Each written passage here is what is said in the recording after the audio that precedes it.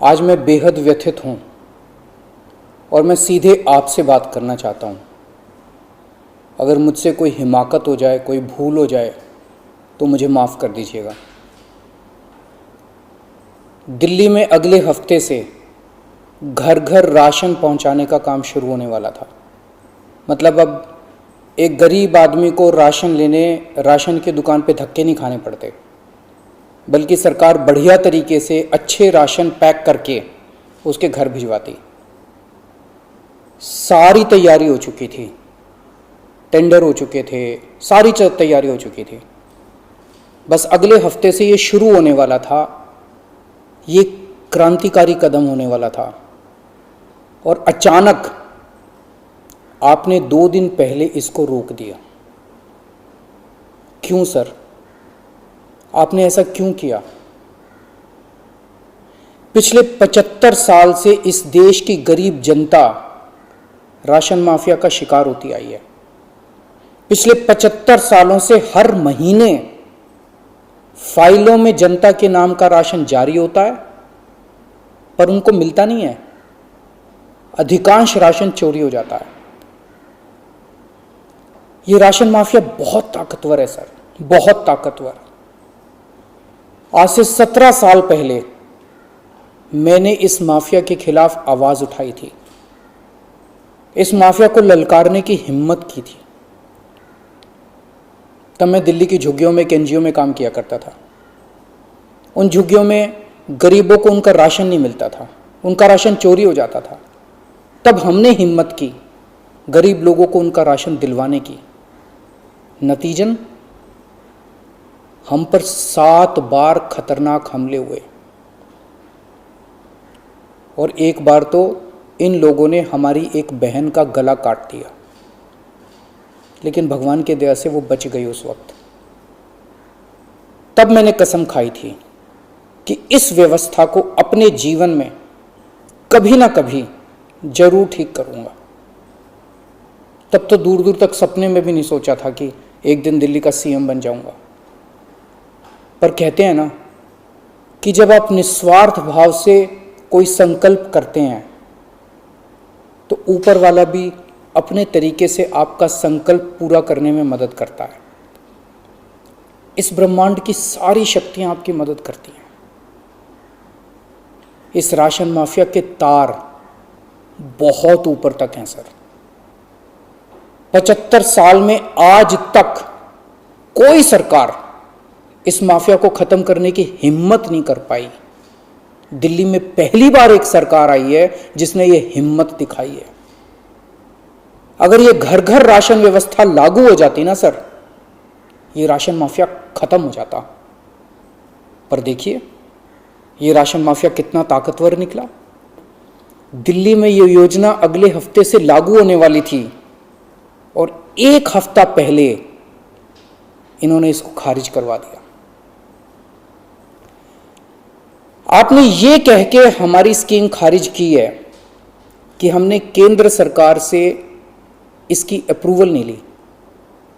ये गलत है सर। हमने एक बार नहीं, 5 बार आपकी अप्रूवल ली है। ये रही सारी चिट्ठियां। केंद्र सरकार को हमने इतने सारे खत लिख के बताया कि हम ये योजना दिल्ली में लागू करने जा रहे हैं। कानूनन हमें दिल्ली में ये स्कीम लागू करने के लिए केंद्र सरकार की कोई अप्रूवल लेने की जरूरत नहीं है। कानूनन इस स्कीम को लागू करने के लिए राज्य सरकार पूरी तरह से सक्षम है। लेकिन हम केंद्र सरकार के साथ किसी तरह का कोई विवाद नहीं चाहते थे, इसलिए हमने एक बार नहीं 5 बार आपका अप्रूवल लिया है सर।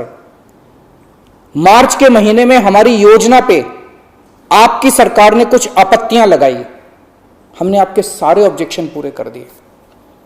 जैसे हमने इस योजना का नाम मुख्यमंत्री घर घर राशन योजना रखा था। आपने ऑब्जेक्शन लगाया कि हम इस योजना का नाम मुख्यमंत्री के नाम से नहीं रख सकते।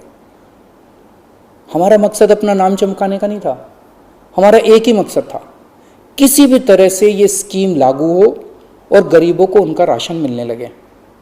हमने आपकी बात मान ली। हमने स्कीम से नाम ही हटा दिया। और भी आपने जितने ऑब्जेक्शंस किए हमने सारे मान लिए। इस सब के बावजूद भी आप कहते हो हमने आपकी अप्रूवल नहीं ली। और कैसे अप्रूवल लेते हैं सर? अब और कैसे अप्रूवल लें? इस सब के बाद भी आपने ये स्कीम खारिज कर दी, क्यों सर? लोग पूछ रहे हैं, अगर इस देश में पिज्जा की होम डिलीवरी हो सकती है, बर्गर की होम डिलीवरी हो सकती है, स्मार्टफोन और कपड़ों की भी होम डिलीवरी हो सकती है, तो फिर गरीबों के घरों में राशन की होम डिलीवरी क्यों नहीं होनी चाहिए? सारा देश जानना चाहता है आपने ये स्कीम खारिज क्यों की सर? आपने ये भी लिखा है कि चूंकि राशन दुकानदारों ने दिल्ली हाई कोर्ट में इस योजना के खिलाफ केस कर रखा है, इसलिए ये स्कीम खारिज की जा रही है। इस बात पे आप स्कीम कैसे खारिज कर सकते हैं? ये राशन दुकानदार इस योजना के खिलाफ हाई कोर्ट से स्टे लेने गए थे। हाई कोर्ट ने इन्हें स्टे देने से मना कर दिया। जब हाई कोर्ट ने इन्हें स्टे नहीं दिया, तो आपने इस स्कीम पे स्टे कैसे लगा दिया? आपको इन राशन वालों से इतनी हमदर्दी क्यों है? अगर आप राशन माफिया के साथ खड़े होंगे सर, तो इस देश के गरीब लोगों के साथ कौन खड़ा होगा? दिल्ली के उन 70 लाख गरीब लोगों का क्या होगा जिनका हर महीने ये राशन माफिया राशन चोरी कर लेता है? उन 20 लाख गरीब परिवारों की कौन सुनेगा? और एक बात, उस हाईकोर्ट के केस में केंद्र सरकार भी पार्टी है। कोर्ट में केंद्र सरकार ने अपना जवाब दाखिल किया है। क्या कहा है कोर्ट में केंद्र सरकार ने? केंद्र सरकार ने कोर्ट में हमारी इस योजना के खिलाफ एक भी आपत्ति नहीं की है। जब कोर्ट में आपको हमारी योजना के खिलाफ कोई आपत्ति नहीं है, तो फिर कोर्ट के बाहर अब इस योजना को खारिज क्यों किया जा रहा है? यह कोरोना का बहुत कठिन समय है। मैं कई ऐसे लोगों को जानता हूं जो कोरोना होने के डर से राशन लेने नहीं जाते। राशन दुकान पे भीड़ लगती है। लोगों को लगता है कि अगर वो राशन लेने गए तो उन्हें कोरोना हो जाएगा। ये सब गरीब लोग हैं सर। इनमें कई लोग कोरोना काल में अपनी नौकरी खो चुके हैं। उनके घर में अब खाने को नहीं है। अगर हम उन्हें इनके घर तक राशन पहुंचाना चाहते थे, तो इसमें आपको क्यों आपत्ति है? कहा जा रहा है कि तीसरी लहर बच्चों पे भारी पड़ेगी। अगर उनके माता पिता को राशन दुकान पे भीड़ की वजह से कोरोना हो गया, तो उनके बच्चे भी तो फिर कोरोना ग्रसित हो जाएंगे। मुझे तो लगता है सर कि कोरोना काल में केवल दिल्ली ही नहीं, बल्कि पूरे देश में घर घर राशन योजना तक या घर घर तक राशन पहुंचाने की इस योजना को लागू कर देना चाहिए। ये दुकानें सुपर स्प्रेडर हैं। राशन की दुकानों पे लगने वाली भीड़ से बचा जा सकेगा। कितने ऐसे बुजुर्ग हैं सर जो राशन की दुकान से राशन लेने नहीं जा सकते? कितनी ऐसी गर्भवती महिलाएं हैं जो राशन की दुकान से राशन नहीं ला सकती? अगर हम उनके घर राशन पहुंचाना चाहते हैं, तो इसमें क्या समस्या है? केंद्र सरकार के कुछ ऑफिसर कह रहे हैं कि इस स्कीम के खारिज होने का असली कारण यह है क्योंकि ये केंद्र सरकार का राशन है। यह योजना लागू करके दिल्ली सरकार को इसका श्रेय क्यों मिलना चाहिए? सर यकीन मानिए, यह काम मैं रत्ती भर भी क्रेडिट के लिए नहीं कर रहा। मेरा सिर्फ एक ही मकसद है, किसी भी तरह गरीबों को उनका पूरा राशन मिले। आप प्लीज मुझे यह लागू कर लेने दीजिए। सारा क्रेडिट आपका, सारा श्रेय आपका। मैं खुद सारी दुनिया से कहूंगा खड़ा होकर कि ये योजना मोदी जी ने लागू की है। और फिर ये राशन ना आपका है ना मेरा है। ये राशन ना आम आदमी पार्टी का है ना भाजपा का है। ये राशन तो इस देश के लोगों का है। और इस राशन की चोरी रोकने की जिम्मेदारी हम दोनों की है। इस वक्त देश बहुत भारी संकट से गुजर रहा है। ये वक्त एक दूसरे का हाथ पकड़ के मदद करने का है। ये वक्त एक दूसरे से झगड़ने का नहीं है। लोगों को लगने लगा है कितनी मुसीबत के समय भी केंद्र सरकार सबसे झगड़ रही है।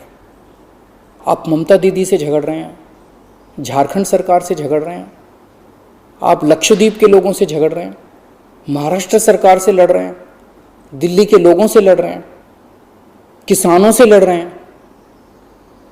लोग इस बात से बहुत दुखी हैं सर कि केंद्र सरकार सबसे लड़ रही है। ऐसे देश कैसे चलेगा?